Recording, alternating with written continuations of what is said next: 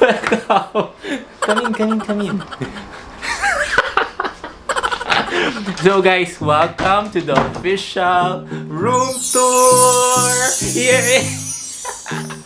So guys, it's been how many days already na it's anong ECQ? Enhanced community quarantine. So wala talaga kaming trip. If I'm not mistaken, 4 trips na namin yung na-cancelled. Plus, madadagdagan pa siya ng isa this coming May.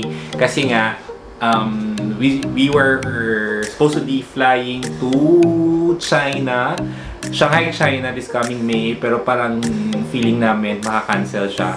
So, yun. Pang 5 trips na namin. So, for now, we will bring you to our little room tour. If you're asking where is Arnel, he's behind the camera kasi hindi pa siya nakaligo and may work siya sa labas.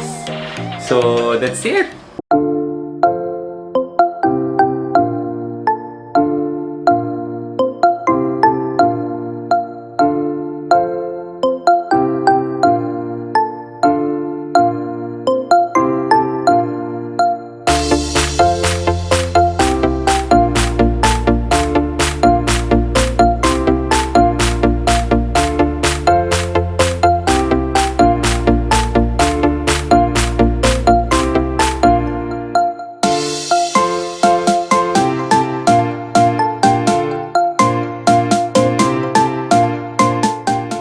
Our bed. Yung bed namin, matagal na to, siguro mga 6 years na to, and Arnel got this sa our home for 15,000. More or less 15,000. So far so good naman siya, and wala pa siyang sira. Yung ano lang is, before kasi pumapasok yung aso namin dito, so si Juanita, yan, yung mga edge, meron na siyang kagat ng aso, and pinintahan lang ni Arnel ng black para hindi siya obvious. So sa mga dog lovers dyan, huwag nyo silang pagalitan yung aso. It's part of their growth na meron talaga silang stage na nagsisira sila ng gamit. So as you can see, our room is para siyang Bali, modern Bali vibe. And yun. So yung bed namin, ito siya. Nakuha lang namin to yung pillowcases, bedsheet, lahat nakaset siya sa Mandawi foam. So yung nakasale ata siya for 30% off. And by the way guys, tip lang kasi yung Mandawi foam kapag nag-sale sila, hindi lang basta-basta sale yung Mandawi foam. They're 30% off. Minsan meron pang 50 to 75% off. Magpa-member lang kayo, kumuha kayo ng Mandawi foam card. It's 100 pesos forever nyo siyang magagamit. Plus, it's transferable. Meron kaming card ng Mandawi foam. And every time na mag-sale sila, they send us an email na informing us na meron silang sale. And yun. Okay. So, this side is my side and that side is Arnel's side. Yung sa side ko, syempre, we don't grow, parang natitito na tayo. So, dito sa side ko, ito, ginagamit namin to before we sleep, after we take a bath. Kasi every night before kami matulog, naliligo talaga kami. So, ito lang yung nilalagay namin sa aming mukha at sa buong katawan. Very effective siya. And so far, parang kasi dry skin namin. So, ito lang yung ginagamit namin. This is from the Fascia. Tapos, alcohol. Nakalagay lang siya sa dito. And then, ito, we got this sa Thailand kasi ang sarap ng amoy nito. Naka-very relaxing. Parang inhaler lang siya. Tapos, tissue. Ito, very tito. Ano tawag na dito? Basta yung green na... Basta. Yun yun. So, this is my side. Tapos, yung maliit na electric fan. Come here. Turn around, turn around. Go around. Move around. So, sa side ko, ito lang dito nakalagay yung first aid kit namin. Lahat. Ano siya? Nakita nyo na to. We'll comment down the link na lang sa description yung what's inside our medicine kit. Tapos, dito sa side ko yung mga sinulit, needle thread. Tapos, yun lang. And then, yung sa side ko din, nandito yung mga shades, yung mga pang-travel namin na toiletries. Nandito lang siya sa cabinet na ito. Tapos, yung sa side naman ni Arnel, nandito lang yung box na camera. Tapos, yung stabilizer, box ng cellphones namin. Tapos, nandito lahat yung mga electronics. Basta lahat ng electronics nandito for our travel. Nandito na din lahat. GoPro. Yun. Tapos, ito, kung mahilig kayo sa mga essential oils, bumili kayo nito. And tip lang guys, kung gusto nyo makamura dito, pumunta kayo sa Surplus. Kasi if you're a Prestige member, or minsan nga kahit hindi ka Prestige, as long as Advantage card, meron ka lang Advantage card, you'll get this for almost half the price. So, sa iba, they're selling this for more than 1,000 pesos. Pero kapag meron kayong sa Surplus, magtanong-tanong lang kayo. I think we got this for only 800 or less than 800 pesos. Pero sa iba, umabot to ng 1,500 and up. So, yun. Ito yung lampshade namin. Nakuha lang namin ito ng very cheap sa Gaisano Mall. As in, long time ago. Mga 5 years na siya. And in fairness, hindi pa na sira yung bulb. Until now, yan pa din yun. Yung frame na yan, nakuha namin yan sa Mandawi Foam ulit. Actually, tinakpan na namin to. But since parang nasira na yung tarp na ginawa ko na lang at least parang vibe din siya ulit ng room namin. And sa wall na to, ito yung aming mga babies. Unfortunately, this Juanita and Constancia already passed away last year, and it's really heartbreaking.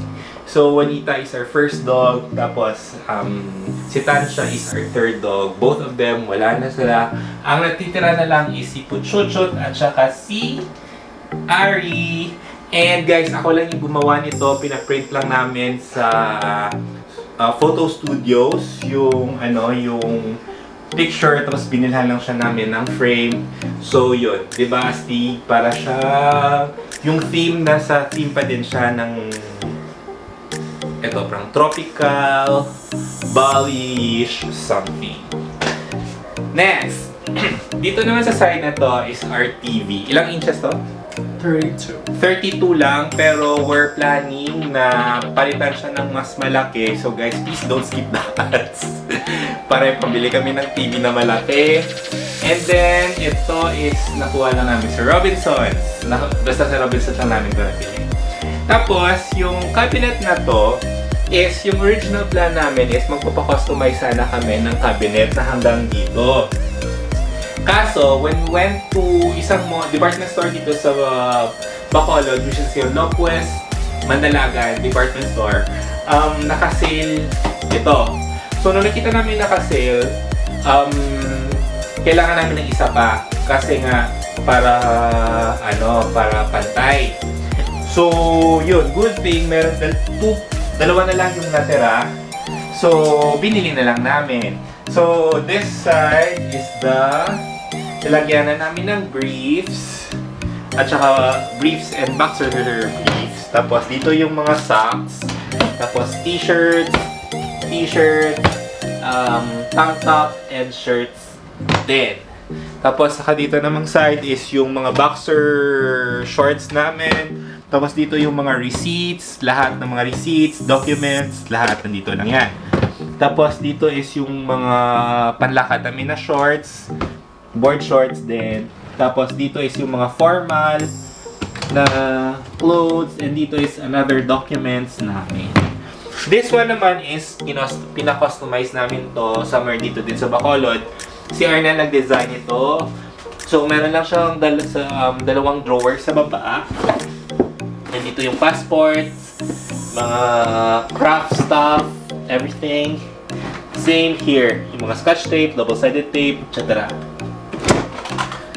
And yun, para sa CCTV, DVD, etc. etc.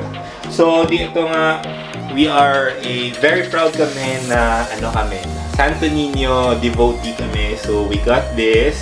And sabi ko nga, ito na si Juanita nung namatay siya, and then this is si Constancia. And Baka maano kayo kasi may electric fan na kami tapos may aircon.